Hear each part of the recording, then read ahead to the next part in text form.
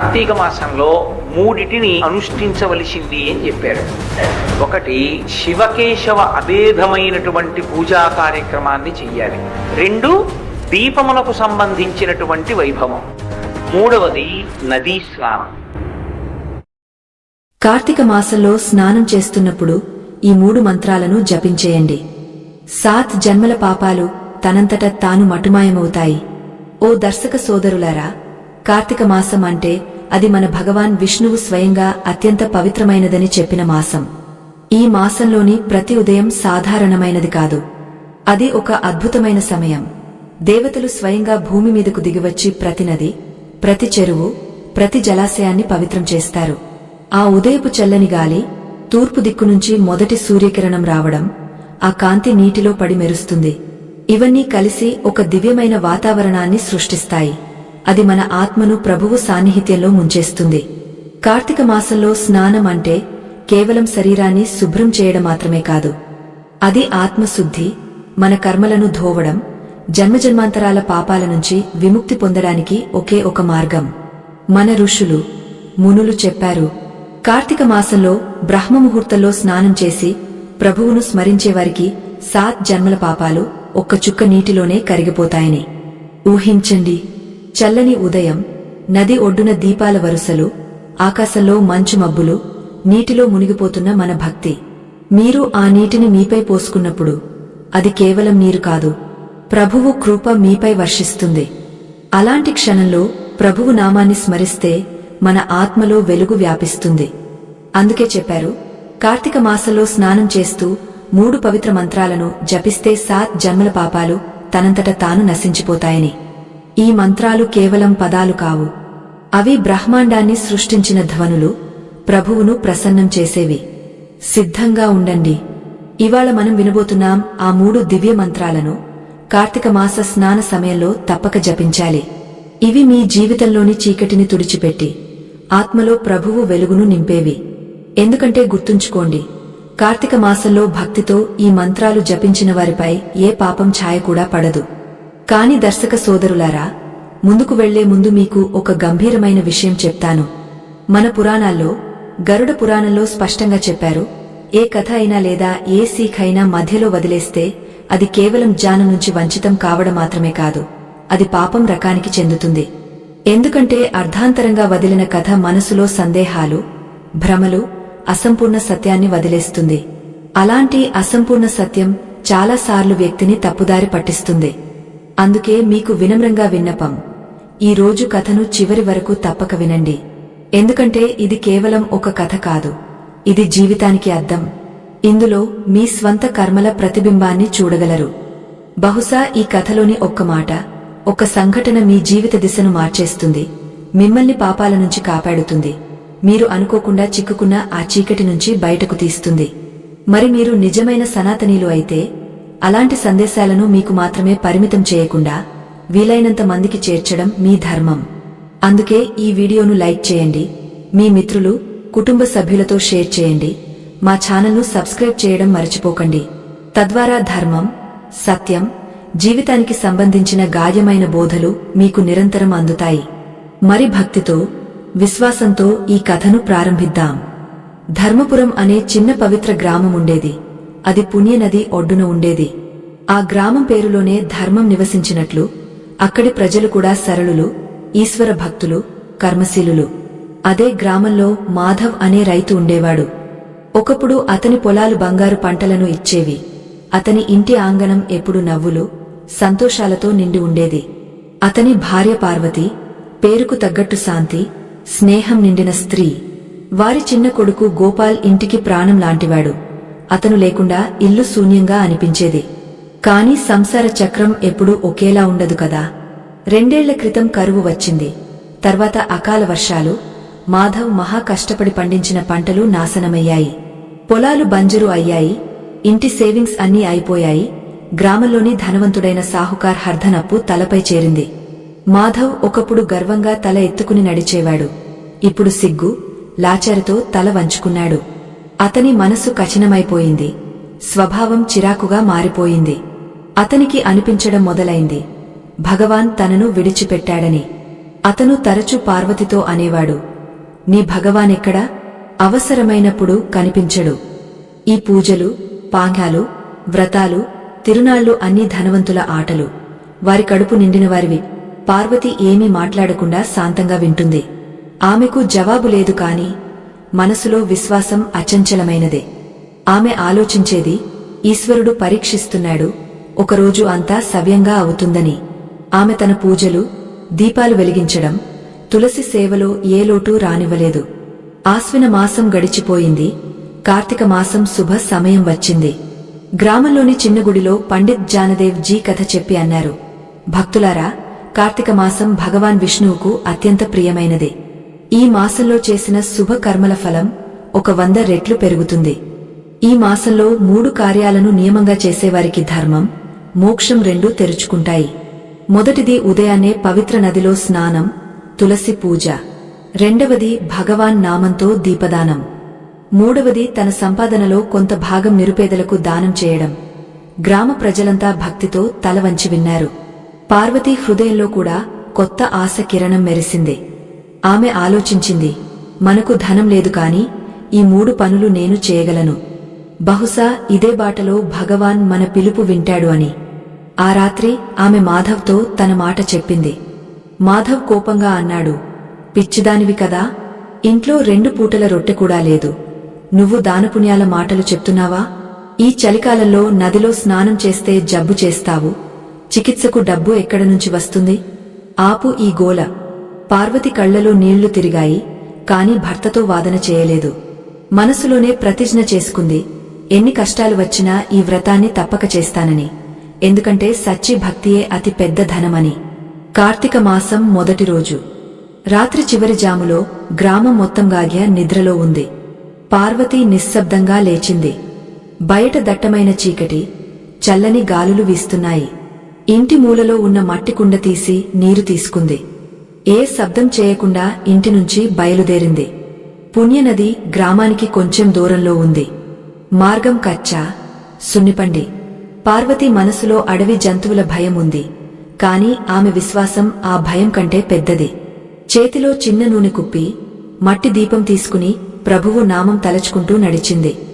నది ఒడ్డుకు చేరి చల్లని నీటిలో స్నానం చేసింది. నీరు మంచు కదా, కాని ఆమె అంతా సహించింది. కాసేపు శరీరం వణికింది, కాని లోపల ఒక వింత శాంతి వచ్చింది. ఆమెకు అనిపించింది, ఈశ్వరుడు ఆశీర్వదిస్తున్నట్లు. స్నానం తర్వాత చిన్న గిన్నెలో నది నీరు తీసి ఇంటికి తిరిగి వచ్చింది. ఇంటికి వచ్చి ఆంగణంలో ఉన్న తులసి మొక్కకు ఆ నీరు పోసింది. దాని కింద మట్టి దీపం వెలిగించింది. ఆ చిన్న దీపం చీకటిలో మెరుస్తూ ఉంది. ఆశ ఇంకా బాకీ ఉందని, భక్తి జీవించి ఉందని చెప్తున్నట్లు. మాధవ్ లేచినప్పుడు తులసి కింద వెలిగే దీపం చూశాడు. అతను ఏమీ అనలేదు. ముఖంపై ఒక కసి ఉంది. రోజంతా అతను మౌనంగా, ఉదాసీనంగా ఉన్నాడు. మధ్యాహ్నం పార్వతి అతనికి ఒక సూక్ష్మ జవరొట్టె, ఉప్పు ఇచ్చింది. మాధవ్ కోపం పేలింది. అన్నాడు, అంతేనా? రోజంతా కష్టపడి సూక్ష్మ రొట్టె వస్తుంది. నువ్వు ఉదయాన్నే నదిలో స్నానం చేసి పుణ్యం సంపాదిస్తావా? దీని ప్రయోజనమేమిటి? పార్వతి మెల్లగా అంది, ధైర్యంగా ఉండండి. భగవాన్ మనల్ని పరీక్షిస్తున్నాడు. ఇవాళ రొట్టె ఉంది, రేపు మంచిది అవుతుంది. మాధవ్ ఎగతాళిగా అన్నాడు. హహా, నీ భగవాన్ వచ్చి హల్వా తీసుకువస్తాడు అని లేచి వెళ్లిపోయాడు. పార్వతి తన రొట్టెలో అర్ధం చిన్న గోపాల్కు ఇచ్చింది. మిగిలిన అర్ధం తిని నీరు తాగింది. ఆమె కళ్లలో నీళ్లు, కాని ముఖంపై సంతోషముంది. ఆమె ఆలోచిస్తోంది, సచ్చి భక్తియే మన బలమని. అలా 3 రోజులు గడిచాయి. పార్వతి రోజు బ్రహ్మముహూర్తంలో లేచి నదిలో స్నానం, తులసి కింద దీపం వెలిగిస్తుంది. ఆమె భక్తి తగ్గలేదు. మాధవ్ కోపం మరింత పెరిగింది. 4వ రోజు సాహుకార్ హర్ధన్ తన 2 మనుషులతో వచ్చాడు. గ్రామంలో నిలబడి అన్నాడు, ఏ మాధవ్, నీ ఇంట్లో చాలా ధర్మకర్మలు జరుగుతున్నాయట. రోజూ ఉదయాన్నే స్నానం, దీపాలు వెలిగిస్తున్నారట. మీ బాధలు తీరిపోయాయా? నా డబ్బు ఇవ్వు. మొత్తం ఏడాది అయింది, ఒక్క పైసా ఇవ్వలేదు. మాధవ్ సిగ్గుతో నీరు అయ్యాడు.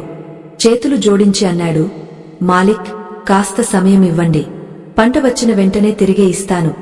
హర్ధన్ నవ్వి అన్నాడు, ఏ పంటమాట? నీ బంజరు పొలాల నుంచి ఏమి వస్తుంది? రేపు ఉదయానికి నా అర్ధ డబ్బు ఇవ్వు, లేదంటే నీ సర్వస్వాన్ని ఎత్తుకుపోతాను, గ్రామంలో అవమానిస్తాను అని వెళ్ళిపోయాడు. మాధవ్ అక్కడే నేలపై కూర్చున్నాడు. అతనికి అనిపించింది ఆకాశం చీలిపోయినట్లు, భూమి కూడా చీలిపోయినట్లు. అతని కళ్ల ముందు చీకటి కమ్మింది. ఏమి చేయాలో తెలియడం లేదు. రాత్రి గావమైంది కాని మాధవ్ ఏమీ తినలేదు.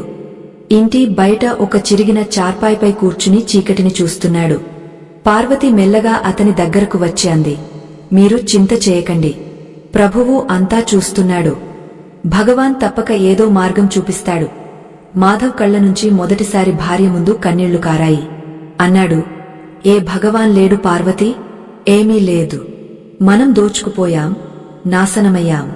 రేపు గ్రామంలో మన గౌరవం బజారుకు పోతుంది. ఇంతకంటే మంచిది పుణ్య నదిలో మునిగి చనిపోవడమే. పార్వతి వెంటనే అతని చేయి పట్టుకుని చాలా శాంతంగా అంది, అలాంటి పాప ఆలోచన చేయకండి. భగవాన్ విష్ణుపై విశ్వాసం ఉన్నంత వరకు ఏ వినాశనమూ రాదు. మీరు జీవితమంతా నాపై విశ్వాసం చూపలేదు, కాని ఒక్కసారి నా భగవాన్పై విశ్వాసం చూపి చూడండి. ఈ రాత్రి శాంతంగా నిద్రపోండి. రేపు సూర్యుడు కొత్త ఆశతో ఉదయిస్తాడు. మాధవ్ ఏమీ అనలేదు. విశ్వాసం చేయడం తప్ప మరో మార్గం లేదు. అతను లోపలికి వెళ్లి పడుకున్నాడు. కాని నిద్ర అతని కళ్లకు దూరంగా ఉంది. హర్ధన్ అవమానకరమైన మాటలు అతని చెవుల్లో మారుమోగుతున్నాయి. పార్వతి రోజులాగే పూజ మొదలుపెట్టింది. ఈరోజు ఆమె భగవాన్కు ఏమీ అడగలేదు. కేవలం దీపం జ్యోతిని చూస్తూ కళ్లు మూసుకుంది. ఆమెకు అనిపించింది ఆ జ్యోతి స్వయంగా భగవాన్ విష్ణువు రూపంలో ఆమెతో మాట్లాడుతున్నట్లు. మెల్లగా ఆమె చేతన లోతుల్లోకి జారిపోయింది. ప్రార్థన చేస్తూ నిద్రలోకి జారుకుంది. రాత్రి మధ్యలో పార్వతికి ఒక అద్భుత స్వప్నం వచ్చింది. ఒక తేజస్వి వృద్ధ బ్రాహ్మణుడు ఆమె తలపై చేయి పెట్టి అన్నాడు, కూతురా, నీ భక్తి సచ్చి. నీ భర్త బాధలు ఇక ముగస్తాయి. ఈ కార్తీక మాసం వృధా కాదు. రేపు నువ్వు స్నానానికి పుణ్యనదికి వెళ్ళినప్పుడు ప్రాచీన వటవృక్షం నీడపడే ఆ ఘాట్లో స్నానం చేయి. అక్కడే నీ జీవిత దిశ మారుతుంది. అకస్మాత్తుగా పార్వతి నిద్ర మెలకువ వచ్చింది. ఆమె హృదయం వేగంగా కొట్టుకుంటోంది. ఇది స్వప్నమా లేక దివ్య సంకేతమా అని నమ్మకం కలగడం లేదు. కాని ఆమె లోపల కొత్త ఆశ మొలకెత్తింది. ఇంకా ఉదయం కావడానికి సమయముంది. ఆమె మెల్లగా లేచి మాధవ్ను చూసింది. అతను ఆందోళనతో పక్కలు మారుస్తున్నాడు. పార్వతి నిశ్శబ్దంగా ఇంటినుంచి బయలుదేరి పుణ్యనది వైపు నడిచింది. ఈరోజు ఆమె సాధారణ భాట్లో ఆగలేదు. ఆమె నేరుగా ఆ పాతవట వృక్షం వైపు వెళ్ళింది. గ్రామంలో రాత్రి అక్కడికి వెళ్లడం అశుభమని చెప్పేవారు. కాని పార్వతి మనసులో భయం లేదు, హృదయంలో కేవలం భక్తి. ఆమె వట వృక్షం కింద ఉన్న చిన్న భాట్కు చేరింది. చుట్టూ శాంతి, చల్లదనం. నీటిలో మొదటి అడుగు పెట్టగానే ఏదో కఠినమైన వస్తువు తగిలింది. ఆమె వంగ చూసింది. నీటిలో ఒక చిన్న భారీ మూట ఉంది. ఆమె ఆశ్చర్యంగా అది తీసింది. మూట పాతది, తడిగా ఉంది కాని లోపల ఏదో మెరుస్తోంది. మూట తెరిచినప్పుడు ఆమె కళ్ళు భక్తి, విస్మయంతో నిండిపోయాయి. లోపల పాత బంగారు నాణేలు. పార్వతి కళ్ల నుంచి కన్నీళ్లు కారాయి. ఆమె ఆకాశం వైపు చూసి అంది, ప్రభువా, నువ్వు మమ్మల్ని వదిలేవని నాకు తెలుసు. ఆ నాణేలు హర్ధనప్పు తీర్చి మిగిలినవి కొత్త జీవితం మొదలుపెట్టడానికి సరిపోతాయి. పార్వతి చేతులు మెల్లగా వణుకుతున్నాయి. ఆమె కళ్ళు మూసుకుని వినమ్రంగా భగవాన్కు కృతజ్ఞతలు చెప్పింది. వెంటనే ఆ దివ్య బ్రాహ్మణుడు మాటలు గుర్తు చేసుకుంది. కూతురా, నీ భక్తి సచ్చి. ఆమె మూటను తన చీరలో దాచుకుని వేగంగా ఇంటివైపు పరుగెత్తింది. ఇంటికి చేరి మాధవ్ను లేపి మొత్తం విషయం చెప్పింది. మాధవ్ మొదట ఆశ్చర్యపోయాడు. అతనికి తన చెవులు, కళ్లపై నమ్మకం కలగలేదు. అతను మూట తెరిచి బంగారు నాణేలను చేతిలో తీసుకున్నాడు. అవి నిజమైనవి. అతని కళ్ల నుంచి పశ్చాత్తాప కన్నీళ్లు కారాయి. అతను ఏడుస్తూ పార్వతి పాదాలపై పడిపోయాడు. పార్వతి, నన్ను క్షమించు. నేను అజ్ఞాని, మూర్ఖుడిని. నీ విశ్వాసాన్ని, నీ భక్తిని ఎగతాళి చేశాను. కాని ఈరోజు నీ విశ్వాసం, నీ భగవాన్ మమ్మల్ని కాపాడారు. ఇక నేను మానేశాను. భగవాన్ ఉన్నాడు, అంతా చూస్తాడు. పార్వతి అతన్ని లేపి కన్నీళ్లు తుడిచి అంది, లేదు మాధవ్, ఇది నా భగవాన్ కాదు, మన భగవాన్. అతను మన పిలుపు విన్నాడు. ఉదయమైంది. హర్ధన్ తన మనుషులతో ఇంటికి వచ్చాడు. మాధవ్ శాంతంగా అతని ముందు బంగారు నాణేలు పెట్టాడు. హర్ధన్ కళ్ళు విస్తరిల్లాయి. అతనికి నమ్మకం కలగలేదు. ఇంట్లో తినడానికి ఏమీ లేని మాధవ్ బంగారంతో అప్పు తీరుస్తున్నాడని. అతను ఏమీ అనకుండా వెళ్లిపోయాడు. ఆ రోజు నుంచి మాధవ్ జీవితం పూర్తిగా మారిపోయింది. అతని కోపం, చిరాకు అన్నీ మటుమాయమయ్యాయి. అతని హృదయంలో భగవాన్పై అచంచల భక్తి మొలకెత్తింది. ఇప్పుడు అతను రోజూ పార్వతితో కలిసి బ్రహ్మముహూర్తంలో లేచి నదిలో స్నానం, తిరిగి వచ్చి తులసి పూజ చేస్తాడు. మాధవ్ మిగిలిన నాణేలతో మొదట గ్రామంలోని పేద రైతుల అప్పులు తీర్చాడు. హర్ధన్ వడ్డీల్లో మునిగిపోయిన వారిని. అతను అన్నాడు, ఇది భగవానిచ్చినది, మొదట అతని పిల్లలపై ఖర్చు చేయాలి. అది అతని మొదటి దానం. అతను తన బంజరు భూమిపై మళ్లీ కష్టపడడం మొదలుపెట్టాడు. ఉదయం, సాయంత్రం తులసి మొక్క దగ్గర దీపం వెలిగించి భగవాన్ నామం జపిస్తాడు. అది అతని రెండవ నియమం, దీపదానం. మొదట పార్వతి మాత్రమే వెలిగించేది. ఇప్పుడు అది మొత్తం కుటుంబ అనుష్ఠానం అయింది. ఆ రోజు వెలుగువారి ఇంటి చీకటిని మాత్రమే కాదు, మాధవ్ మనసులోని అజ్ఞానం, అహంకారాన్ని కూడా తుడిచేసింది. మూడవ నియమం అన్నదానం. ఇప్పుడు వారి ఇంట్లో ఏమి వండినా పార్వతి మొదటి భాగం ఏదైనా ఆకలిగొన్నవారికి ఇస్తుంది. మాధవ్ కూడా ప్రేమతో సహకరిస్తాడు. అతను చూశాడు, ఇవ్వడంతో ఏమీ తగ్గదు. మనసుకు గాయమైన శాంతి, ఆనందం వస్తుంది. అది ప్రపంచంలోని ఏ ధనంతో కొనలేము. మెల్లగా గ్రామ ప్రజలు మాధవ్లో ఈ మార్పు చూడడం మొదలుపెట్టారు. మొదట అతన్ని దూరం పెట్టేవారు, ఇప్పుడు అతన్ని గౌరవిస్తున్నారు. భగవాన్ ఆశీర్వాదంతో ఆ సంవత్సరం మాధవ్ పొలాల్లో మంచి పంట వచ్చింది. అతను తన ఆదాయంతో గ్రామంలో ఒక బావి తవ్వించాడు, ఏ పేద రైతుకు నీటి కొరత రాకూడదని. కార్తీక మాస పూర్ణిమ వచ్చింది. గ్రామంలో ఘనమైన ఉత్సవం జరిగింది. పండిత్ జానదేవ్ జీ కథ చెప్తున్నారు. మాధవ్, పార్వతి, వారి కొడుకు గోపాల్ భక్తితో కూర్చున్నారు. కథ ముగిసిన తర్వాత పండిత్ జీ అన్నారు, ఈ పవిత్ర మాసం ఎవరి జీవితాన్నైనా మార్చిందా? అనుభవాలు చెప్పండి. అందరి చూపు మాధవ్పై పడింది. అతను వినమ్రంగా లేచి చేతులు జోడించి అన్నాడు, పండిత్ జీ, నేను ఏ జాని కాదు. కేవలం ఇంతే తెలుసు. 1 నెల క్రితం నేను బద్దలైపోయినా, ఓడిపోయినా నాస్తికుడిని. డబ్బే అంతా అనుకునేవాడిని. భగవాన్ నామం చెప్పడం షో ఆఫ్ అనుకునేవాడిని. కాని ఈ కార్తీక మాసం నాకు నేర్పింది, సంసార ద్వారాలన్నీ మూసుకుపోయినప్పుడు భగవాన్ ద్వారం తెరుచుకుంటుందని. నా భార్య విశ్వాసం నాకు ఆ మార్గం చూపింది. అది భక్తి, విశ్వాస మార్గం. మాధవ్ మరింత అన్నాడు, ఈ 3 పనులు, ఉదయ స్నానం, చిన్న దీపం వెలుగు, తన రొట్టెలో కొంచెం దానం నాకు ఇచ్చాయి. జీవితమంతా కష్టపడి కూడా పొందలేనిది. స్నానం నా శరీరంతో పాటు మనసును పవిత్రం చేసింది. ఆ దీపం వెలుగు నా లోపలి చీకటి ఆలోచనలు, ద్వేషం, నిరాశను తుడిచేసింది. దానం నాకు నేర్పింది, సచ్చి సంతోషం తీసుకోవడంలో కాదు, ఇవ్వడంలో ఉందని. మోక్షమంటే ఏమిటో నాకు తెలియదు, కాని ఈ భూమిపైనే ధర్మం అసలు అర్థం, మనసు శాంతి నాకు లభించాయి. నాకు ఇదే అతి పెద్ద మోక్షం. మాధవ్ మాటలు విని అక్కడ కూర్చున్న ప్రతి వ్యక్తి కళ్ళు చెమర్చాయి. ఆ రోజు నుంచి ధర్మపుర గ్రామంలో కార్తీక మాసం ప్రాముఖ్యత మరింత పెరిగింది. ప్రజలు మాధవ్ కథ నుంచి అర్థం చేసుకున్నారు, భక్తికి డబ్బు అవసరం లేదు, సచ్చి మనసు, అచంచల విశ్వాసం మాత్రమే కావాలి. మాధవ్, పార్వతి మిగిలిన జీవితాన్ని ధర్మం, సేవ మార్గంలో గడిపారు. వారి ఇల్లు ఎప్పుడు సంతోషాలు, సంతృప్తితో నిండి ఉండేది. కార్తీక మాసం ఆ దీపం వారి ఆంగణంలో మాత్రమే కాదు, ఆత్మలో కూడా వెలుగుతూ ఉండేది, సరైన మార్గంలో నడిపే ప్రేరణ ఇస్తూ. ఆ దీపం వారికి గుర్తు చేస్తుంది, భగవాన్ కృప పొందడానికి పెద్ద యజ్ఞాలు, అనుష్ఠానాలు అవసరం లేదు, సచ్చి మనసుతో చేసిన చిన్న శుభకర్మ కూడా సరిపోతుందని. ఈ కథ గ్రామంలో తరతరాలకు చెప్పబడుతూ ఉండేది, ప్రేరణగా, విశ్వాసంగా. ప్రజలు తమ పిల్లలతో చెప్పేవారు, కార్తీక మాసంలో ఈ 3 సరళ కార్యాలు, స్నానం, దీపదానం, అన్నదానం నిజంగా ధర్మం, మోక్షం రెండింటినీ ఇస్తాయని. సమయం గడిచిపోయింది. మాధవ్ ఇప్పుడు వృద్ధుడు.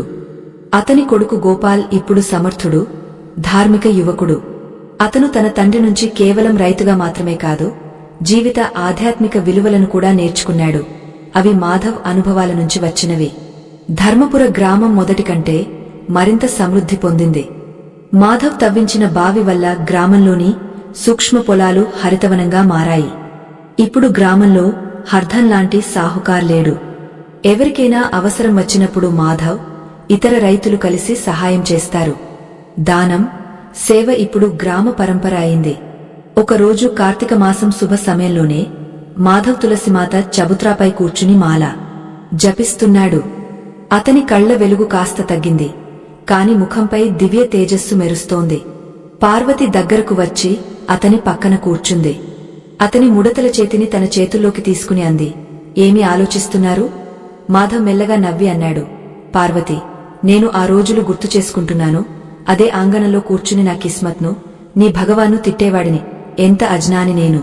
నాకు అనిపించేది బంగారు నాణేలే భగవాన్ చమత్కారమని. కాని ఇప్పుడు ఇన్ని సంవత్సరాల తర్వాత అర్థమైంది. పార్వతి ఆశ్చర్యంగా అడిగింది, మరి ఏమిటి? మాధవ్ లోతైన శ్వాస తీసుకుని భావపూరితంగా అన్నాడు, అసలు చమత్కారం ఆ నాణేలు కాదు పార్వతి. అసలు చమత్కారం నీ విశ్వాసం, అగాగ్య నిరాశలో కూడా తెగని విశ్వాసం.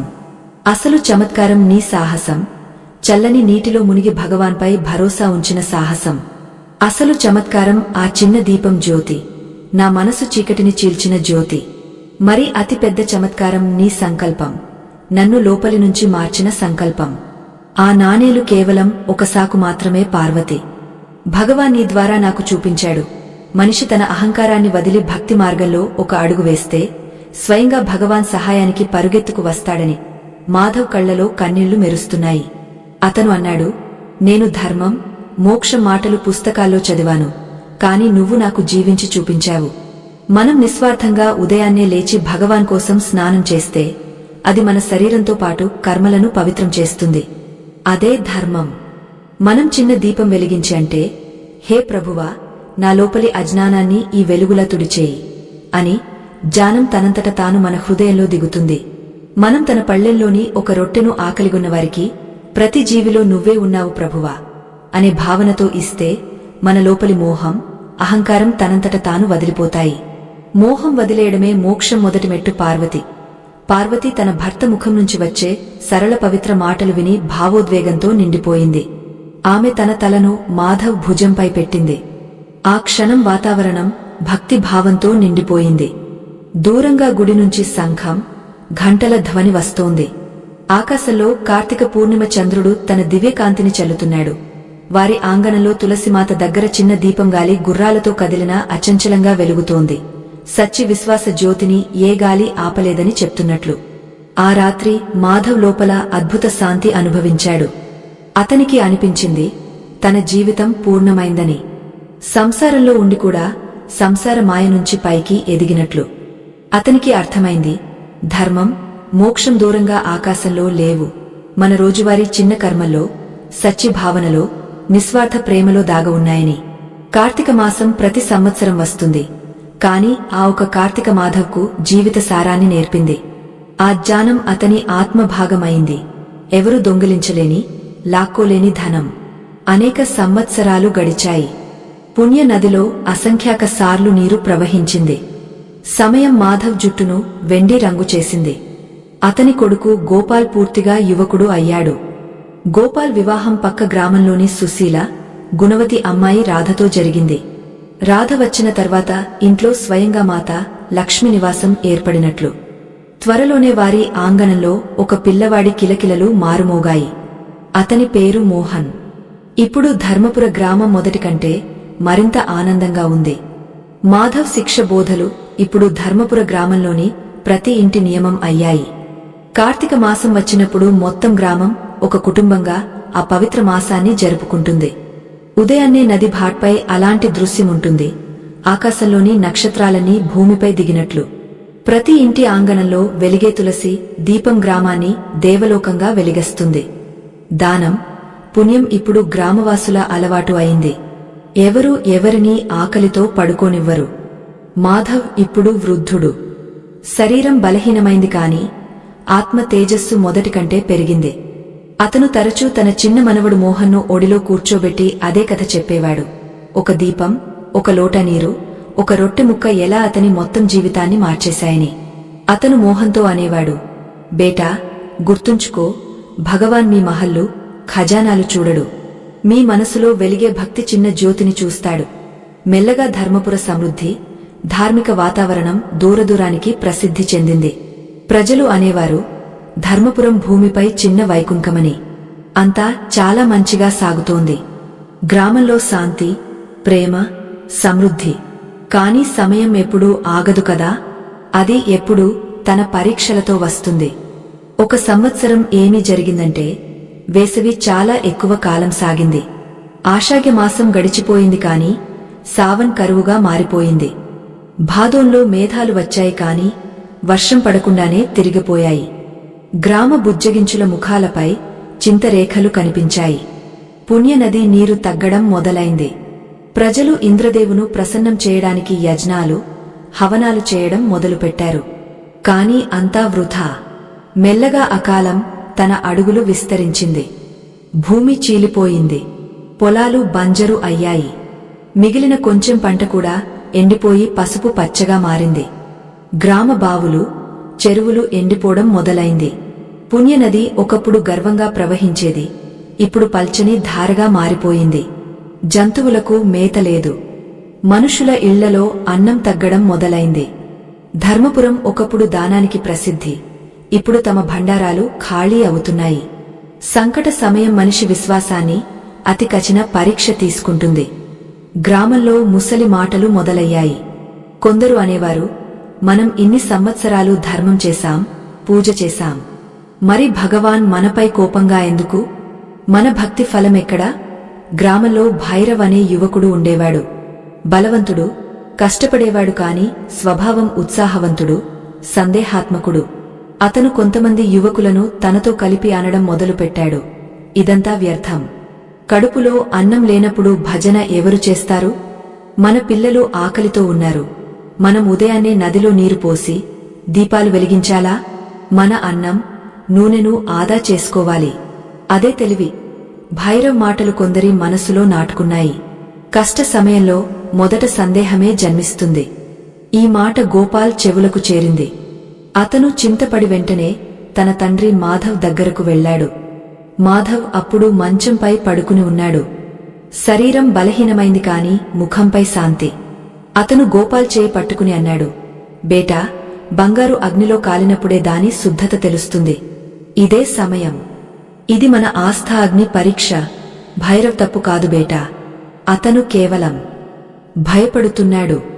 అతని భయం అతని విశ్వాసంపై భారీ పడింది. అలాంటి భయమే మనిషిని భగవాన్ నుంచి దూరం చేస్తుంది. మరి ఇదే సమయం మన విశ్వాసాన్ని మరింత దృఢం చేయడానికి గోపాల్ వినమ్రంగా అడిగాడు, మరి మనం ఏమి చేయాలి తండ్రిగారు? గ్రామ ప్రజలు ఒకరినొకరు దూరం అవుతున్నారు. మన ఐక్యత చిన్నాభిన్నమైతే ఈ అకాలాన్ని ఎదుర్కోలేం. మాధవ్ కళ్లలో చిన్న మెరుపు వచ్చింది. అతను నవ్వుతూ అన్నాడు, బేటా, వారిని బోధించు. పూజపాక్యాలు, కర్మకాండాలు సుఖరోజుల సజావట మాత్రమే కావు. అవి దుఃఖ సమయాల్లో మనకు అతి పెద్ద సహారం. వారికి చెప్పు, కార్తీక మాసం వస్తోంది. ఈసారి మనం మొదటి కంటే మరింత భక్తి, విశ్వాసంతో జరుపుకుందాం. మనం భగవాన్కు చూపిద్దాం, మనం కేవలం అడిగేవారు కాదు, ప్రతి పరిస్థితిలో అతనిపై భరోసా ఉంచేవారు అని. మాధవ్ మాటలు గోపాల్లో కొత్త శక్తి నింపాయి. అదే సాయంత్రం అతను గుడి చబుత్రాపై సభ సమావేశం చేశాడు. మొత్తం గ్రామం వచ్చింది. భైరవ్, అతని స్నేహితులు కూడా ఒక మూలలో నిలబడ్డారు. గోపాల్ చేతులు జోడించి అన్నాడు, సోదరులారా, మనం చాలా పెద్ద సమస్యలో ఉన్నామని నాకు తెలుసు. పొలాలు ఎండిపోయాయి, ఇళ్లలో అన్నం లేదు. అలాంటప్పుడు భగవాన్పై విశ్వాసం కదిలిపోవడం సహజం. భైరవ్ భాయ్ చింత కూడా తప్పు కాదు. మన అన్నం, నూనెను గౌరవించాలి. భైరవ్కు అనిపించింది గోపాల్ తన మాటలు మానుతున్నాడని. అతను గర్వంగా నిలబడ్డాడు. కాని గోపాల్ మరింత అన్నాడు, కాని సోదరులారా, మనం కేవలం శరీరమేనా? అన్నం, నీరు కావాలి మాత్రమేనా? మన లోపల ఆత్మ లేదా? అది విశ్వాసం, ఆశ అవసరం పడదా? ఈ అకాలం మన శరీరాన్ని పరీక్షిస్తోంది. కాని మనం దాన్ని మన ఆత్మ పరీక్షగా మార్చకూడదు. మన పూర్వీకులు, నా తండ్రి నేర్పించారు, కార్తీక మాస నియమాలు మనల్ని బంధిస్తాయి, శక్తి ఇస్తాయి. భైరవ్ మధ్యలో అన్నాడు, ఏ శక్తి గోపాల్? ఆకలి కడుపుతో ఏ శక్తి ఇస్తుంది? నది ఎండిపోయింది, స్నానం ఎక్కడ చేస్తాం? నూనె లేదు, దీపం ఎలా వెలిగస్తాం? మన పిల్లలకు అన్నం లేదు, దానం ఎవరికి ఇస్తాం? భైరవ్ ప్రశ్న కఠినమైంది. అందరూ గోపాల్ వైపు చూశారు, అతను ఏమి జవాబు ఇస్తాడో అని. గోపాల్ కాసేపు మౌనంగా ఉన్నాడు. తర్వాత స్థిరంగా అన్నాడు, భైరవ్ భాయ్, మీరు చాలా మంచి ప్రశ్న అడిగారు. దానికి జవాబు ఈ రోజు నా తండ్రి ఇచ్చారు. అతను అన్నారు, భగవాన్ మన కర్మల షోకు కాదు, భావనకు ప్రసన్నమవుతాడు. ఈసారి మన కార్తీక స్నానం పుణ్యనది ఎండిన ఇసుకపై చేద్దాం. మనం ఆ ఎండిన ధారలో దిగ ప్రార్థిస్తాం. హే ప్రభువా, ఈ నది ఎండిపోయినట్లు మన మనసు అహంకారం, స్వార్థం నుంచి ఎండిపోయి పవిత్రమవుతుంది. మనం నీటితో శరీరాన్ని ధోవము, పశ్చాత్తాపం, ప్రార్థనతో మనసును పవిత్రం చేద్దాం. ఇది మొదటి కంటే పెద్ద స్నానం కాదా? సభలో గాయ సన్నటం నెలకొంది. ప్రజల హృదయాల్లో అతని మాటలు దిగాయి. గోపాల్ మరింత అన్నాడు, మనకు నూనె తక్కువ ఉంది, అది నిజం. మరి ఈసారి మన ఇళ్లలో 100 దీపాలు వెలిగించము. ప్రతి కుటుంబం 1 దీపం మాత్రమే వెలిగించి అందరం గుడిలో కలుస్తాం. 100 దీపాల జ్యోతి ఒకేసారి వెలుగుతుందంటే అది మొదటి కంటే మరింత ప్రకాశవంతమైంది కాదా? ఆ ప్రకాశం మన ఐక్యత ప్రతీక. మనం ఆ ప్రకాశం ముందు ప్రార్థిస్తాం, హే ప్రభువా, ఈ దీపాలు చీకటిని తుడిచినట్లు మన హృదయాల్లో ఆశ జ్యోతి వెలిగించు. ఇప్పుడు భైరవ్ కూడా మౌనంగా వింటున్నాడు. అతని కళ్లలో కోపం లేదు, భక్తి, ఆశ్చర్యం మెరుస్తోంది. గోపాల్ తన మాట ముగించుతూ శాంతంగా అన్నాడు, మరి దానం మాట వచ్చింది కదా. మనకు అన్నం, ధనం ఇవ్వడానికి లేదు, అది నిజం. కాని దానం కేవలం అవి మాత్రమేనా? లేదు సోదరులారా, దానం భావన పేరు. ఈ కష్ట సమయంలో మనం ఒకరికొకరు సమయం దానం చేయవచ్చు, పరిశ్రమ దానం చేయవచ్చు. ఎవరికి బలముందో అతను బలహీనుడి ఇంటి పని చేస్తాడు. ఎవరికి జ్ఞానముందో గ్రామ పిల్లలకు బోధిస్తాడు. మనం ఒకరికొకరు మధుర మాటల దానం, ధైర్యం దానం, ఓదార్పు దానం ఇవ్వవచ్చు. ఎవరైనా ఆకలిగా ఉన్నప్పుడు మన సూక్ష్మ రొట్టెలో అర్థమిస్తే అది 100 పాకవానాల దానం కంటే పెద్దది. మనం సాబితు చేద్దాం, ధర్మపుర ప్రజలు ధనికులు మాత్రమే కాదు, మనసు ధనికులు కూడా. గోపాల్ వాణిలో అంత సత్యం, భక్తి, తేజస్సు ఉంది. మొత్తం గ్రామం మంత్రముగ్ధమైంది. అతను మాట ముగించగానే సభలో కూర్చున్న ప్రజల కళ్ల నుంచి కన్నీళ్లు కారాయి. మొదట ఒక వృద్ధమాత ముందుకు వచ్చి గోపాల్ తలపై చేయి పెట్టి అంది, బేటా, నువ్వు ఈరోజు మా కళ్ళు తెరిచావు. మనం ఈ వ్రతం తప్పక చేస్తాం. మనం మొత్తం ప్రపంచానికి సచ్చి ధర్మం అంటే ఏమిటో చూపిస్తాం. ఒక్కొక్కరుగా అందరూ గ్రామవాసులు సమ్మతించారు. భైరవ్ కళ్ళు వాలిపోయాయి. అతను ముందుకు వచ్చి గోపాల్ ముందు చేతులు జోడించి అన్నాడు, నన్ను క్షమించు గోపాల్. నేను భయపడ్డాను. నా భయం నా బుద్ధిని దోచుకుంది. నువ్వు సరైనవాడివి.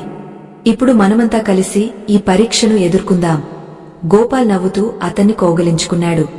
ఆ క్షణం ధర్మపుర ప్రతి వ్యక్తి ఒక కుటుంబమైంది. సంకటకాలంలో గ్రామం మొదటి కంటే మరింత ఐక్యమైంది. మరి వచ్చింది పవిత్ర కార్తీక మాసం. ఇప్పుడు ధర్మపుర దృశ్యం అద్భుతం. రోజు ఉదయాన్నే మొత్తం గ్రామం ఎండిన పుణ్యనది వైపు వెళ్తుంది. ప్రజలు ఆ చల్లని ఇసుకపై కూర్చుని కళ్ళు మూసుకుని భగవాన్ ధ్యానం చేసి మనసు పవిత్రత కోసం ప్రార్థిస్తారు. ఇది సాధారణ స్నానం కాదు, మౌన స్నానం, నీటి స్నానం కంటే మరింత గాయమైన, ఆత్మికమైనది. సాయంత్రం ప్రతి ఇంటి నుంచి ఒక వ్యక్తి తమ ఇంటి ఒక వెలిగే దీపం తీసుకుని గుడికి వస్తాడు. త్వరలోనే గుడి ప్రాంగణం 100 దీపాల వెలుగుతో జగమగుతుంది. పిల్లలు, వృద్ధులు, యువకులు అందరూ దీపాల చుట్టూ కూర్చుని కీర్తనలు చేస్తారు. ఆ సామూహిక ప్రార్థన శక్తి అంత అద్భుతమైంది. ప్రజలకు రోజంతా తకాన్, ఆకలి అనుభవమే లేదు. దానం రూపం కూడా మారిపోయింది. ప్రజలు నిజంగా ఒకరికొకరు సహారం అయ్యారు. స్త్రీలు కలిసి ఒకే చుల్హాపై అందరికి కొంచెం కొంచెం ఖిచడి వండేవారు, ఇంధనం ఆదా కావడానికి. పురుషులు కలిసి దూర అడవుల నుంచి జంతువులకు ఎండిన ఆకులు, వేర్లు తెచ్చేవారు. ఎవరి ముఖంపై సికం లేదు, ఎవరి పెదవులపై ఫిర్యాదు లేదు. ప్రతి హృదయంలో సేవ, విశ్వాసం, సహకారం మాత్రమే. రోజులు గడిచాయి. కార్తీక మాసం అర్ధభాగం గడిచిపోయింది. గ్రామంలో మిగిలిన అన్నం కూడా దాదాపు అయిపోయింది. ప్రజలు ఒక పూట భోజనం మానేశారు. శరీరాలు బలహీనమవుతున్నాయి. కాని మనసు శక్తి, విశ్వాసం రోజురోజుకు పెరుగుతున్నాయి. ప్రతి ఒక్కరూ అంటున్నారు, భగవాన్ మన సచ్చి భక్తిని చూస్తున్నాడు, మనల్ని ఒంటరిగా వదలడు. మరి వచ్చింది ఆ రాత్రి. కార్తీక పూర్ణిమకు 2 రోజుల ముందు రాత్రి గ్రామంలో చివరి అన్నదాన కూడా అయిపోయింది. ఏ ఇంట్లోనూ ఆ రాత్రి చూల్హా వెలగలేదు. మొత్తం ధర్మపుర గ్రామం ఆకలితో ఉంది. గోపాల్, రాధ ఆ రాత్రి తమ చిన్న కొడుకు మోహన్కు కేవలం నీరు తాగించి పడుకోబెట్టారు. రాధ కళ్లలో కన్నీళ్లు, కాని గోపాల్తో ఏమీ అనలేదు. ఆమె కేవలం తులసి దగ్గర ఉన్న దీపాన్ని చూస్తూ ఉంది, అది నుంచి శక్తి అడుగుతున్నట్లు. రాత్రి గాయమైంది. గోపాల్ నిశ్శబ్దంగా తన తండ్రి మాధవ్ దగ్గరకు వెళ్లి అతని తల దగ్గర కూర్చున్నాడు. మాధవ్ శరీరం చాలా బలహీనమైంది. అతను మెల్లగా కళ్ళు తెరిచి అన్నాడు, ఏమిటి బేటా, మనసులో ఏదైనా చింత? గోపాల్ గొంతు బరువెక్కింది. తండ్రిగారు, ఇప్పుడు గ్రామవాసుల బాధ చూడడం నాకు సాధ్యం కావడం లేదు.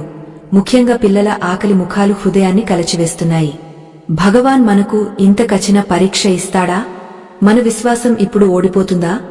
మాధవ్ చాలా మెల్లని నవ్వుతో అన్నాడు, లేదు బేటా, విశ్వాసం ఎప్పుడూ ఓడిపోదు. గుర్తుంచుకో, రాత్రి అతి చీకటిగా ఉన్నప్పుడే ఉదయం రాబోతుంది. మనిషి అన్ని ప్రయత్నాలు ముగిసినప్పుడు భగవాన్ తన చమత్కారం మొదలు పెడతాడు. కేవలం ఒక రాత్రి మరి భక్తి ఉంచు అని మెల్లగా కళ్ళు మూసుకున్నాడు. గోపాల్ మౌనంగా అక్కడే కూర్చున్నాడు. తండ్రి మాటలు అతని లోపల ఆశ చిన్న జ్యోతిని వెలిగించాయి. అతనికి తెలియదు, ఈ రాత్రి ధర్మపురకు అతి చమత్కారిక రాత్రి అవబోతుందని. ఆ రాత్రి మొత్తం ధర్మపురంలో వింత శాంతి ఉంది. అది ఓటమి శాంతి కాదు, ప్రతీక్ష శాంతి. ప్రతి ఇంట్లో ప్రజలు మేల్కొని ఉన్నారు, కాని ఏ శబ్దం లేదు. ఆకలితో మండే కడుపును అందరూ తమ మనసు విశ్వాసంతో శాంతపరిచారు. గోపాల్ తండ్రి దగ్గర నుంచి లేచి బయట ఆంగణంలోకి వచ్చాడు. అతను ఆకాశం వైపు చూశాడు. కార్తీక పూర్ణిమ చంద్రుడు తన మెల్లని వెలుగు కిరణాలతో మొత్తం గ్రామాన్ని స్నానం చేయిస్తున్నాడు. గోపాల్ చెవుల్లో తండ్రి మాటలు మారుమోగుతున్నాయి, రాత్రి అతి గాయమైనప్పుడు ఉదయం రాబోతుంది. అతను మొత్తం రాత్రి నిద్రపోలేదు. అతని మనసులో ఆలోచనల తుఫాను. అతని విశ్వాసం సరైనదేనా? గ్రామవాసులు అతనిపై భరోసా పెట్టి తప్పు చేశారా? ఉదయం ముందు సమయం, బ్రహ్మముహూర్తం. గోపాల్ మనసులో దృఢ సంకల్పం మొలకెత్తింది. అతను ఆలోచించాడు, ఏమైనా సరే నా నియమాన్ని భంగం చేయను. ఈ రోజు గ్రామంలో ఎవరికీ అన్నం లేకపోయినా నేను కార్తీక మాస చివరి స్నానం తప్పక చేస్తాను. భగవాన్కు ధన్యవాదాలు చెప్పి మనల్ని ఈ పరీక్షకు యోగ్యులుగా చూశాడని. ఈ ఆలోచనతో అతను ఒక లోటా నీరు తీసుకుని పుణ్యనది ఎండిన ఇసుక వైపు నడిచాడు. ఈ రోజు అతని వెనుక ఎవరూ లేదు. మొత్తం గ్రామం చాలా బలహీనమైంది. ప్రజల శరీరాల్లో నడవడానికి కూడా శక్తి లేదు. గోపాల్ ఒంటరిగా ఆ ఎండిన నది వైపు వెళ్లాడు. అక్కడ చేరగానే అతనికి వింత దృశ్యం కనిపించింది. కాస్త దూరంలో 5-6 వ్యక్తులు నిలబడి ఉన్నారు. వారి గుర్రాలు అలసిపోయి ఇసుకపై కూర్చున్నాయి. వారి బట్టలు ఖరీదైనవి కాని ధూళి, మట్టితో నిండి ఉన్నాయి. వారి ముఖాలపై తకాన్, భయం స్పష్టంగా కనిపిస్తోంది. వారిలో ఒక వ్యక్తి, అతి తేజస్విగా కనిపించేవాడు, గోపాల్ వైపు వచ్చి మెల్లని కాని గంభీరమైన స్వరంలో అన్నాడు, యువకా, నువ్వు ఈ గ్రామానికి చెందినవాడివా? మేము మార్గం తప్పాం. 2 రోజులుగా మేము ఏమీ తినలేదు, నీరు తాగలేదు. ఇక్కడ మాకు కాస్త నీరు, భోజనం లభిస్తుందా? గోపాల్ ఒక క్షణం ఆ అపరిచితులను చూశాడు. వారి స్థితి చూసి అతని మనసులో కరుణ పొంగింది. కాని తర్వాతి క్షణం అతని హృదయంలో నిరాశ తరంగం ఉప్పొంగింది. ఏమి చెప్పాలి? ఏ గ్రామం నుంచి భోజనం అడుగుతున్నారో అక్కడి స్వంత పిల్లలు కూడా కలరాత్రి నుంచి ఆకలితో ఉన్నారని ఎలా చెప్పాలి? అప్పుడే అతనికి తన తండ్రి నేర్పిన 3వ బోధ గుర్తు చేసుకున్నాడు, దానం. మరి తన స్వంత మాటలు గుర్తు చేసుకున్నాడు, మనకు ఏమీ లేనప్పుడు మనమిచ్చేదే సచ్చి దానం. అతను తన మనసును స్థిరపరిచి 2 చేతులు జోడించి అన్నాడు, మీరంతా మా అతిథులు. మా గ్రామంలో మీకు స్వాగతం. దయచేసి నాతో రండి. మా ఇంట్లో ఉన్న కొంచెం కొంచెం అందరం పంచుకుందాం. ఆ తేజస్వి వ్యక్తి గోపాల్ కళ్లలోకి చూశాడు. అతనికి ఆశ్చర్యమైంది. ఈ యువకుడి ముఖం అలసినది. బుగ్గలు పల్చగా ఉన్నాయి. కళ్ల కింద కాలి గుర్తులు. కాని అతని వాణిలో అద్భుత శాంతి, స్నేహపూరిత నిమంత్రణ. వారంతా మౌనంగా గోపాల్ వెనుక అతని ఇంటివైపు నడిచారు. ఇంటికి చేరి గోపాల్ పిలిచాడు. రాధ బయటకు వచ్చింది. అంతమంది అతిథులను చూసి ఒక క్షణం భయపడింది. గోపాల్ కళ్ల ఇషారా అర్థం చేసుకుని ఏమీ అడగకుండా వారిని ఆంగన చాపపై కూర్చోబెట్టి లోపల కిచెన్లోకి వెళ్ళింది. లోపల గాదియ చీకటి. అన్ని పాత్రలు ఖాళీ, చల్లగా ఉన్నాయి.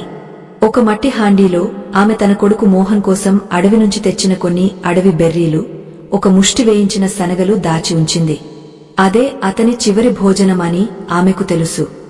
ఆమె కళ్ల నుంచి కన్నీళ్లు కారాయి. కాని తర్వాతి క్షణం ఆమె కన్నీళ్లు తుడిచి మనసులో అంది, నా భర్త ధర్మ మార్గం ఎంచుకున్నాడు. నేను అతని శక్తి కావాలి, బలహీనత కాదు. ఈ అతిథులు భగవాన్ రూపమే. నా మోహన్ ఆకలితో ఉండవచ్చు, కాని నా ద్వారం నుంచి భగవాన్ ఆకలితో వెళ్ళడు. ఆమె ఆ బెర్రీలు, శనగలను ఒక పత్రంలో పెట్టి మట్టికుండ నుంచి మిగిలిన చివరి గ్లాసు నీరు తీసి ఆంగణంలోకి వచ్చింది. ఆ భోజనం, నీరు ఆ తేజస్వి వ్యక్తి ముందు పెట్టి 2 చేతులు జోడించి వినమ్రంగా అంది, భగవన్, మాకు ఈ రోజు మీకు పెట్టడానికి ఇదే ఉంది. దయచేసి స్వీకరించండి. ఆ వ్యక్తి కాసేపు భోజనాన్ని చూశాడు. తర్వాత ఆమె ముఖం వైపు, గోపాల్ వైపు, చివరకు ఇంటి లోపల పడుకున్న సన్నని మోహన్ వైపు. అతని ముఖం మారిపోయింది. అతను సాధారణ వ్యక్తి కాదు. అతను రాజు విక్రమసేన్, షికార్ సమయంలో తన బృందం నుంచి విడిపోయినవాడు. రాజా జీవితంలో అసంఖ్యాక భోజనాలు చూశాడు, 56 భోగాలు తిన్నాడు. కాని ఆ పత్రంలో ఉన్న ఎండిన బెర్రీలు, శనగలు అతనికి ప్రపంచ ధనం కంటే విలువైనవిగా అనిపించాయి. అతని కళ్ల నుంచి కన్నీళ్లు కారాయి. అతను చేతులు జోడించి అన్నాడు, దేవి, నువ్వు నన్ను భగవన్ అన్నావు కాని ఈరోజు నాకు సాక్షాత్ భగవాన్ మీ రూపంలో దర్శనమిచ్చాడు. నేను సాధారణ వ్యక్తి కాదు. ఈ రాజ్యం రాజు విక్రమసేన్. ఇది విని గోపాల్, రాధ ఆశ్చర్యపోయారు. వారిద్దరూ వెంటనే రాజు చరణాల్లో పడబోతుంటే రాజు విక్రమసేన్ వారిని లేపి స్నేహపూర్వకంగా కౌగిలించుకున్నాడు. రాజా భావోద్వేగ స్వరంలో అన్నాడు, ఈ రోజు మీరిద్దరూ నాకు సచ్చి ధర్మ అర్థాన్ని నేర్పించారు. ఏ రాజ్యం ప్రజలు అకాలంలో ఆకలితో ఉండి కూడా అతిథికి తమ చివరి నివాళా ఇవ్వగలరో ఆ రాజ్యాన్ని ఏ శక్తి ఓడించలేదు. నాకు చెప్పండి, ఈ గ్రామం ఇంత స్థితికి ఎందుకు వచ్చింది? మరి ఈ ఘోర సంకటంలో కూడా మీ ముఖాలపై ఈ అద్భుత శాంతి, సంతోషమేలా? అప్పుడు గోపాల్ రాజాకు తన తండ్రి మాధవ్ మొత్తం కథ చెప్పాడు. ఎలా కార్తీక మాస 3 నియమాలు స్నానం, దీపదానం, అన్నదానం జీవిత మార్గం అయ్యాయి. ఎలా మొత్తం గ్రామం ఆ నియమాలను అవలంబించి ఐక్యత, విశ్వాస వ్రతం తీసుకుంది. రాజు విక్రమసేన్ అంతా విని మౌనమైపోయాడు. అతని హృదయంలో గాఢ్య భావం ఉప్పొంగింది. అతనికి అనిపించింది తాను ఏదో దివ్య కథ ప్రపంచంలోకి వచ్చినట్లు. అతను వెంటనే తన ఒక సైనికునికి ఆదేశమిచ్చాడు, రాజ్యభండారం నుంచి ఒక 100 బండ్లు, అన్నం, భీ, బట్టలు, బంగారు నాణేలతో నింపి వెంటనే ధర్మపుర గ్రామానికి పంపండి. తర్వాత రాజా గోపాల్తో అన్నాడు, నన్ను నీ తండ్రికి పరిచయం చేయి. ఆ మహాన్ ఆత్మ దర్శనం చేయాలని కోరిక. గోపాల్ రాజాను తన చిన్న జుబ్డీలోకి తీసుకువెళ్లాడు. అక్కడ మాధవ్ శాంతంగా పడుకుని ఉన్నాడు. కళ్ళు మూసుకుని ఉన్నాయి, కాని ముఖంపై అలౌకిక నవ్వు. అతను ఏదో మధుర స్వప్నంలో మునిగ ఉన్నట్లు. గోపాల్ మెల్లగా పిలిచాడు, తండ్రిగారు, కళ్ళు తెరవండి. చూడండి ఎవరు వచ్చారో. మాధవ్ మెల్లగా కళ్ళు తెరిచాడు. అతని చూపు రాజు విక్రమసేన్పై పడింది. ఏ ఆశ్చర్యం లేకుండా చేతులు జోడించడానికి ప్రయత్నించాడు. రాజా వెంటనే ముందుకు వచ్చి అతని చేతులు పట్టుకుని అన్నాడు, మీరు కష్టపడకండి మహాత్మా. ఈరోజు నేను రాజుగా ఉండి కూడా భిక్షుకుడిగా మీ ముందు నిలబడ్డాను. నాకు ధర్మ భిక్ష ఇవ్వండి. మాధవ్ మందమైన కాని శక్తివంతమైన స్వరంలో అన్నాడు, రాజన్, ధర్మం ఎవరికీ ఇవ్వడానికి కాదు. అది అందరి లోపల ఉంటుంది. కేవలం మేల్కొలపాలి. నేను నా జీవితంలో ఒక్క విషయం మాత్రమే నేర్చుకున్నాను. విశ్వాస శక్తి కర్మతో కలిసినప్పుడు చమత్కారాలు జరుగుతాయి. మరి ఈ రోజు నా కళ్ళు ఆ చమత్కారం చూశాయి. తర్వాత అతను గోపాల్ వైపు చూసి నవ్వాడు. బేటా, చూశావా, భగవాన్ ఎప్పుడు వస్తాడు? కేవలం ప్రతీక్ష చేయాలి. ఇప్పుడు నా సమయం ముగిసింది. ఈ గ్రామ ధర్మ పతాక మీ చేతిలో ఉంది అంతా అని మాధవ్ ముఖంపై నవ్వు మరింత గాజమైంది. అతని ప్రాణాలు శాంతంగా అనంతంలో లీనమయ్యాయి. అది కార్తీక పూర్ణిమ పవిత్ర రోజు. ఒక ధర్మాత్మ తన జీవితాన్ని సచ్చి ధర్మంలో జీవించి అదే రోజు మోక్షం పొందిన రోజు. మధ్యాహ్నం అయ్యేసరికి మొత్తం గ్రామం మాధవ్ శాంత శరీరం చుట్టూ కూర్చుంది. అప్పుడు దూరంగా ఘంటల ధ్వని, బండ్ల చక్రాల శబ్దం వినిపించింది. రాజు విక్రమసేన్ పంపిన సహాయం గ్రామానికి చేరింది. మొత్తం ధర్మపుర గ్రామం భక్తి, ఆశ్చర్యంతో నిండిపోయింది. ప్రజల కళ్ల నుంచి కన్నీళ్లు కారుతున్నాయి. ఒక కన్నులో మాధవ్ను కోల్పోయిన దుఃఖం, మరో కన్నులో భగవాన్ కృప చూసిన అపార సంతోషం. రాజు విక్రమసేన్ మాధవ్ జీ అంత్యక్రియలను రాజకీయ గౌరవంతో చేయించాడు. మొత్తం రాజ్యంలో సంఘాలు, నగారాల ధ్వనితో అతను ప్రకటించాడు, ఈ రోజు నుంచి ధర్మపుర గ్రామం పవిత్ర తీర్థస్థలంగా గుర్తించబడుతుంది. రాజా గ్రామ అభివృద్ధికి రాజకోశాన్ని తెరిచాడు. కాని గ్రామవాసులు వినమ్రంగా తలవంచి అన్నారు, రాజన్, మీరు ఇచ్చిన గౌరవమే మాకు అతి పెద్దవరం. మా గురు మాధవ్ జీ నేర్పించారు, అసలు సమృద్ధి ధనంలో లేదు, ధర్మం, ఐక్యత, సంతోషంలో ఉందని. మాకు మీ ఆశీర్వాదం మాత్రమే కావాలి. మా గ్రామం ఎప్పుడూ ఈ మార్గంలో నడుస్తుంది. రాజు విక్రమసేన్ ఆ మాటలతో గాఢంగా ప్రభావితమైంది. అతను ధర్మపుర నుంచి తిరిగి వచ్చేసరికి మారిన మనిషి అయ్యాడు. అతను తన మొత్తం రాజ్యంలో ధర్మపుర కథ చెప్పాడు. మాధవ్ జీ నేర్పించిన 3 సవరించిన నియమాలను ప్రచారం చేయించాడు. 1 మనసు స్నానం, శరీరం కాదు మనసు అశుద్ధులను ధోవడం. 2 ఐక్యత దీపదానం, సామూహిక ప్రేమ, విశ్వాస జ్యోతి వెలిగించడం. 3 అభావంలో సేవదానం, ఏమీ లేనప్పుడు కూడా ఇచ్చే భావన ఉంచడం. మాధవ్ కథ ఇప్పుడు అమరగాథ అయింది. తరాలు మారాయి, సమయం ప్రవహించింది. కాని ధర్మపుర గ్రామ పవిత్ర పరంపర ఇప్పటికీ జీవించి ఉంది. ప్రతి సంవత్సరం కార్తీక మాసంలో పుణ్యనది ఒడ్డున లక్షల దీపాలు ఒకేసారి వెలుగుతాయి. ఆ దీపాల వెలుగు గ్రామాన్ని మాత్రమే కాదు, మొత్తం మానవతకు సందేశం ఇస్తుంది.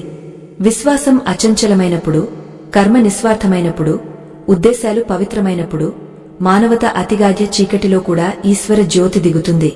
అదే జ్యోతి, అదే విశ్వాసం, ధర్మం, మోక్షం, సచ్చి మార్గం. మాధవ్ జీ మోక్షం, రాజు విక్రమసేన్ వరం తర్వాత ధర్మపుర చిత్రం పూర్తిగా మారిపోయింది. ఒకప్పుడు గుమనాం, గరీబీ చీకటిలో మునిగిన గ్రామం ఇప్పుడు మొత్తం రాజ్య ఆస్థా కేంద్రమైంది. రాజా పుణ్యనది తీరంపై పక్కా భాట్లు కట్టించాడు. యాత్రికుల బసకు పెద్ద ధర్మశాల నిర్మించాడు. చిన్న గుడిని ఘనంగా మార్చాడు. ప్రతి సంవత్సరం కార్తీక మాసంలో అక్కడ పెద్ద మేళా జరుగుతుంది. దూరదూరం నుంచి భక్తులు వచ్చి మాధవ్ జీ చమత్కారిక కథ విని సామూహిక దీపదాన ప్రార్థనలో పాల్గొంటారు. గ్రామ గరీబీ ఇప్పుడు కేవలం స్మృతి మాత్రమే. తీర్థయాత్రికుల వల్ల వ్యాపారం పెరిగే గ్రామంలో ధనధాన్యాలకు కొరత లేదు. గోపాల్ తన తండ్రి మాధవ్ లాగా గ్రామ పథ ప్రదర్శకుడిగా మారాడు. అతను చూసుకున్నాడు, సమృద్ధి వచ్చినా గ్రామ సాదగి, భక్తి తగ్గకూడదని. ప్రతి ఇల్లు తమ ఆదాయంలో ఒక భాగం ధర్మశాల, ఇతర ప్రాంతాలకు దానం చేస్తుంది. అక్కడ ఏ యాత్రికుడు లేదా పేదవాడు ఆకలితో పడుకోడు. ధర్మపుర ఖ్యాతి 4 దిక్కులకు వ్యాపించింది. అది ఆదర్శ గ్రామమైంది. సమయం మెల్లగా ముందుకు సాగింది. గోపాల్ జుట్టులో వెండి దిగింది. అతని కొడుకు మోహన్ ఇప్పుడు తేజస్వి, విద్వాన్, భక్తివంత యువకుడు. మోహన్ తన తాత మాధవ్ను చూడలేదు, కాని అతని కథలు విని పెరిగాడు. అతను తన తండ్రి గోపాల్ ప్రతి పనిలో సహకరిస్తాడు. గ్రామవాసులు అతన్ని భవిష్యత్ ముఖ్యుడిగా చూస్తున్నారు. కాని సమయ స్వభావం మారుతూనే ఉంటుంది. ఏ తరం అకాలం, తపస్య చూసిందో అది మెల్లగా విడిపోతోంది. కొత్త తరం సుఖం, సమృద్ధిలో జన్మించింది.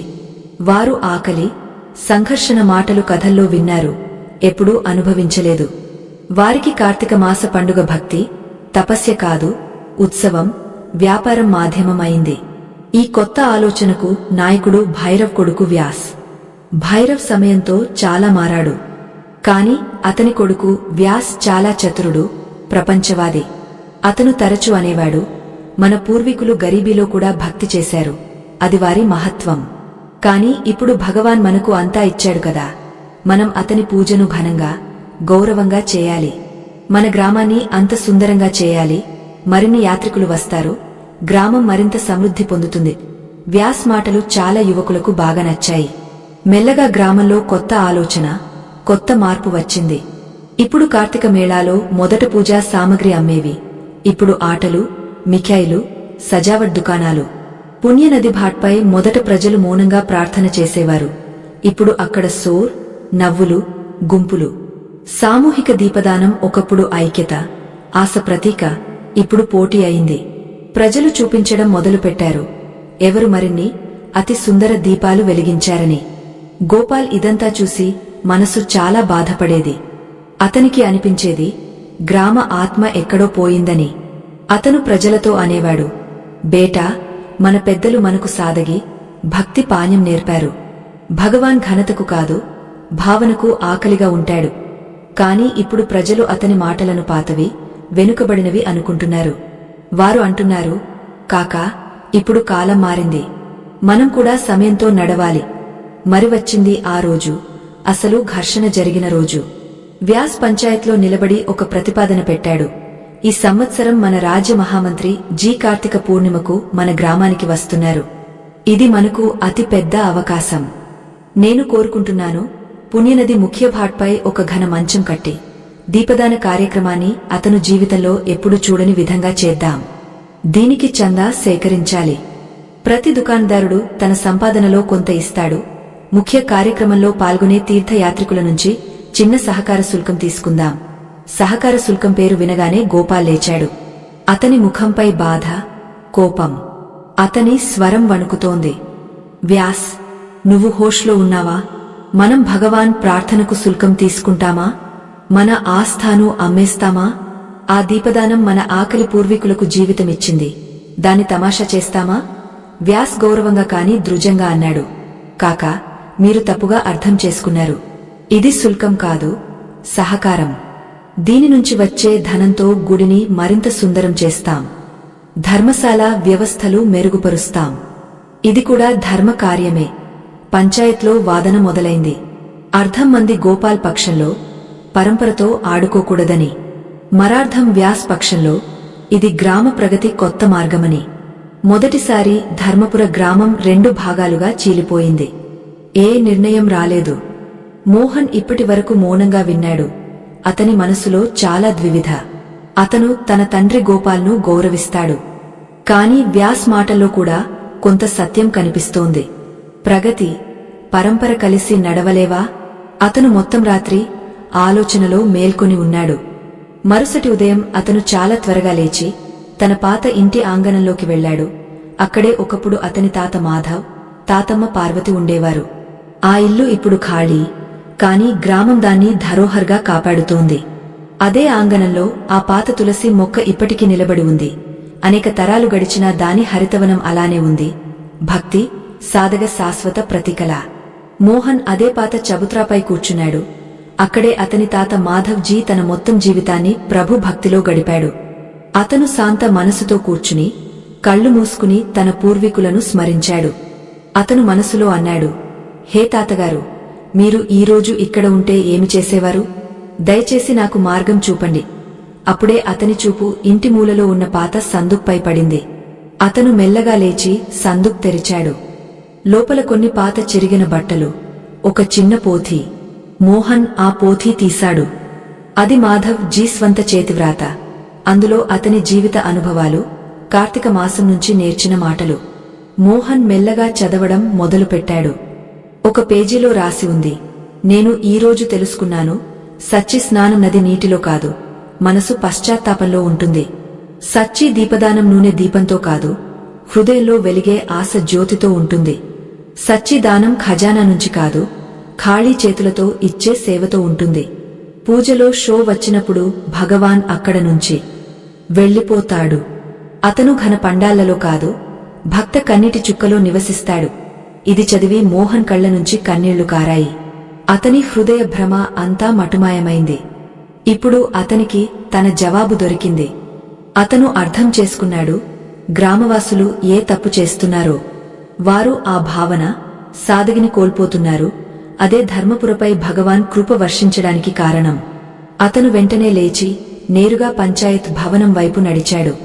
అక్కడ వ్యాస్, అతని స్నేహితులు మహామంత్రి స్వాగతానికి ఘన తయారీల్లో ఉన్నారు. గోపాల్ ఒక మూలలో మౌనంగా, ఉదాసీనంగా కూర్చున్నాడు.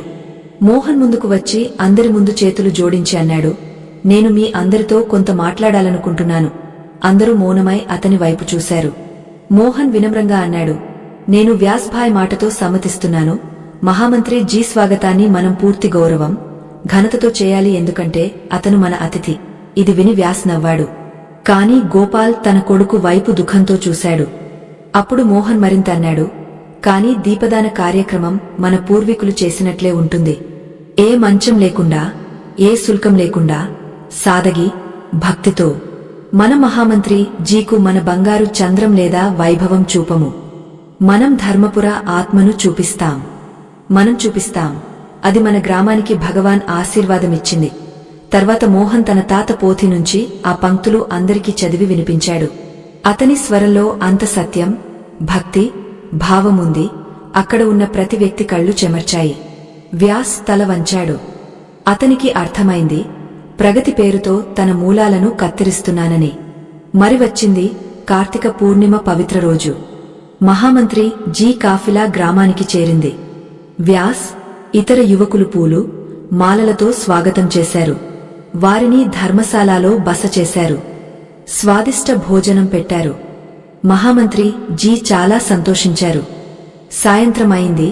దీపదాన సమయం వచ్చింది. మహామంత్రి జీని పుణ్యనది ముఖ్యఘాట్కు తీసుకువెళ్లారు. అక్కడ చేరగానే వారు ఆశ్చర్యపోయారు. ఏ ఘన మంచం లేదు, వేల దీపాల సజావట్లేదు. ముందు కేవలం 1000 మంది గ్రామవాసులు, తీర్థయాత్రికులు తమ చేతుల్లో ఒక్కొక్క మట్టి దీపం పట్టుకుని శాంతంగా కూర్చున్నారు. గోపాల్ ముందుకు వచ్చి గౌరవంగా అన్నాడు, మాన్యవర్, ఇదే మా గ్రామ పరంపర. మనమంతా మా ఒక చిన్న దీపం వెలిగించి అందరూ కలిసి ఉంచి ప్రార్థిస్తాం. ఈ దీపం మన అహంకారాన్ని తుడిచి ఐక్యత, వినమ్రత ప్రతీక. ఆ క్షణం మొత్తం వాతావరణం భక్తి, ప్రకాశం, శాంతితో నిండిపోయింది. స్వయంగా భగవాన్ అక్కడ ఉన్నట్లు. తర్వాత మోహన్ ముందుకు వచ్చాడు. అతను ఏ పెద్ద స్పీచ్ ఇవ్వలేదు, ఏ షో చేయలేదు. అతను నేరుగా ఆ పాత తులసి చబుత్రా దగ్గరకు వెళ్లాడు. అక్కడే ఒకప్పుడు ఈ మొత్తం కథ మొదలైంది. అక్కడ ఒక చిన్న దీపం వెలిగించాడు. తర్వాత మెల్లగా కళ్ళు మూసుకుని తన తాతమ్మ పార్వతి జీ ప్రియ భజన గానం చేయడం మొదలుపెట్టాడు. ఒక దీపం ఆశకు, ఒక దీపం విశ్వాసకు. మనసు చీకటిలో ప్రభువా, నీ నామం వెలుగు. అతని స్వరంలో భక్తి, దుఃఖం, సత్యం కలిసి ఉన్నాయి. అతను గానం చేస్తున్న కొద్దీ వాతావరణం దివ్య శాంతితో నిండిపోయింది. ప్రతి వ్యక్తి కళ్ళు చెమర్చాయి.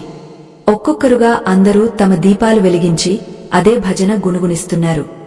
మెల్లగా పుణ్యనది మొత్తం ఒడ్డు లక్షల టిమటిమ దీపాలతో జగమగుతోంది.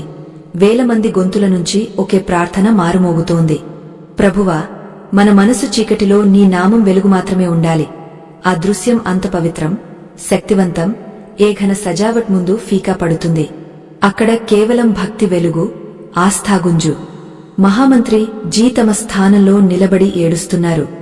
అతను జీవితంలో అనేక యజ్ఞాలు, పూజలు, అనుష్ఠానాలు చూశాడు. కాని ఇంత సచ్చి, సామూహిక భక్తి ఎప్పుడూ అనుభవించలేదు. ప్రార్థన ముగిసిన తర్వాత వారు గోపాల్, మోహన్ దగ్గరకు వచ్చి 2 చేతులు జోడించి భావోద్వేగ స్వరంలో అన్నారు, ఈ రోజు మీరు నా కళ్ళు తెరిచారు. నేను ఒక గ్రామం చూడడానికి వచ్చాను. కాని మీలో సాక్షాత్ భగవాన్ దర్శనం పొందాను. రాజు విక్రమసేన్ సరిగ్గా అన్నారు. ఈ గ్రామం నిజంగా భూమిపై వైకుంఠం. ఈ గ్రామానికి ఏ బాహ్య షో అవసరం లేదు. ఎందుకంటే మీ సాధగ మీ అతి పెద్ద శక్తి. ఆ రాత్రి తర్వాత ధర్మపురలో మళ్లీ ఎవరు పరంపర మార్చే మాట అనలేదు. మోహన్ తన తండ్రి గోపాల్, తాత మాధవ్ వారసత్వాన్ని పూర్తి భక్తితో సంభాళించాడు. అతను గ్రామవాసులకు నేర్పించాడు, ప్రగతి అంటే మూలాలను కత్తిరించడం కాదు, వాటిని మరింత లోతుగా సేద్యం చేయడం. ధర్మపుర ముందుకు సాగింది, సమృద్ధి పొందింది. కాని ఎప్పుడూ తన ఆత్మను అమ్మలేదు. మాధవ్ జీ పాత పోథి తరతరాలకు మార్గదర్శకమైంది. అది ఎప్పుడూ ఒకే సందేశమిస్తుంది, భక్తి సచ్చిగా ఉన్నంత వరకు, కర్మ నిస్వార్థమైనంత వరకు, ప్రపంచ చమక్ దమక్ మీ ఆస్థా దీపాన్ని ఆర్పలేదు. దర్శక సోదరులారా, ఈ కథ ఇక్కడే ముగియదు.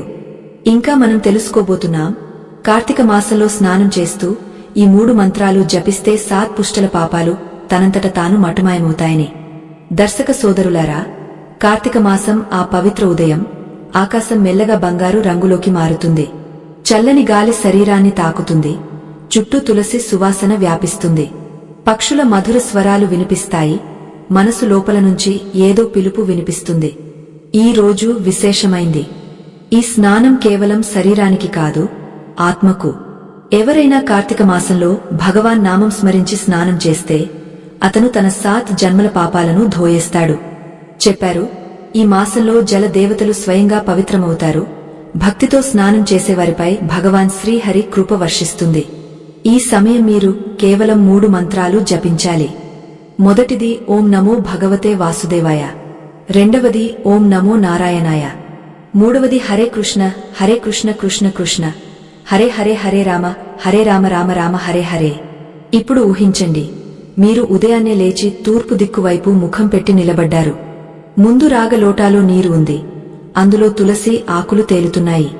మీరు 2 చేతులు జోడించి కళ్ళు మూసుకుని మనసులో ప్రభువుకు ప్రణామం చేస్తున్నారు. మీ మనసులో ఒకే సంకల్పం, హే ప్రభువా, ఈ నీటి ద్వారా నా అన్ని పాపాలను ధోయి మీ చరణాల్లో సమర్పించాలనుకుంటున్నాను. ఇప్పుడు మొదటి చినుకు తలపై పోసి మెల్లని స్వరంలో జపించండి, ఓం నమో భగవతే వాసుదేవాయ. ఈ మాటలు పెదవుల నుంచి వచ్చినప్పుడు లోపలి అశుద్ధత అంతా కరిగిపోతున్నట్లు అనిపిస్తుంది. ఈ మంత్రం కేవలం పదాలు కాదు, ఆత్మ పిలుపు. ప్రతి అక్షరంలో భగవాన్ వాసుదేవ తేజస్సు. ఇలా అంటున్నప్పుడు మీరు అనుభవిస్తారు, మనసు బరువు తగ్గిందని, ఏదో అదృశ్య చేయి మీ తలపై ఆశీర్వాదం పెడుతున్నట్లు. ఇప్పుడు 2వ చినుకు తీసి జపించండి, ఓం నమో నారాయణాయ. ఈ నామం ఉచ్చరించినప్పుడు మీ చుట్టూ వాతావరణం పవిత్రమవుతుంది. నారాయణ నామం వినగానే మనసులో గాజత దిగుతుంది. ప్రతి చుక్కలో కరుణ ప్రవహిస్తుంది. నీరు శరీరంపై పడుతున్న కొద్దీ లోపలి పాపాలు బయటకు బయలుదేరుతాయి. ఈర్ష్య, కోపం, ద్వేషం అంతా శాంతమవుతాయి. ఇప్పుడు 3వ చినుకు తీసి ప్రేమతో జపించండి, హరే కృష్ణ కృష్ణ కృష్ణ హరే హరే హరే రామ రామ రామ హరే హరే. ఈ మంత్రం మోక్షం మాత్రమే కాదు, భక్తి రుచిని కూడా ఇస్తుంది. మీరు దీన్ని జపిస్తున్నప్పుడు మీ హృదయం మధుర సంగీతంతో నిండిపోతుంది. ఇది భగవాన్ ప్రేమ పిలుపు. జపంతో నీరు బాహ్య మలినాన్ని మాత్రమే కాదు, మనసు లోతుల్లో దాగిన దుఃఖాలను కూడా ధోయేస్తుంది. ఇప్పుడు ఈ క్రమాన్ని పునరావృతం చేయండి.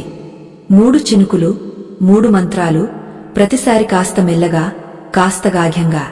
ప్రతి మాటను అనుభవించండి. నీరు మీ తల నుంచి పాదాల వరకు ప్రవహిస్తుంది. అందులో మీ అధర్మాలు, తప్పులు, దుఃఖాలు, మోహాలు అంతా మటుమాయమవుతాయి.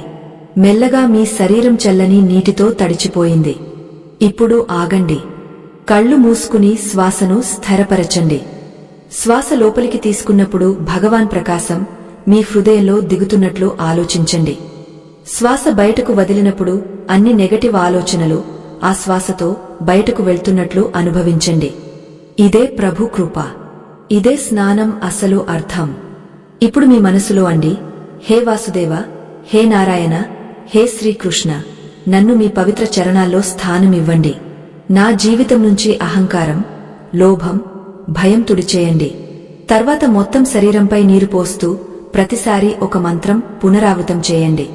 తలపై నీరు పోస్తున్నప్పుడు ఓం నమో భగవతే వాసుదేవాయ, నుదురు, కళ్లపై పోస్తున్నప్పుడు ఓం నమో నారాయణాయ, హృదయంపై పోస్తున్నప్పుడు హరే కృష్ణ కృష్ణ కృష్ణ హరే హరే హరే రామ రామ రామ హరే హరే. ఇప్పుడు స్నానం మధ్యలో కాస్త ఆగా ఆలోచించండి. ఈ నీరు మిమ్మల్ని శుద్ధి చేస్తోంది. ఇది సాధారణ నీరు కాదు, స్వయంగా గంగా యమున రూపం. చెప్పారు, కార్తీక మాసంలో ప్రతి నది, చెరువు, బావి పవిత్రమవుతాయి.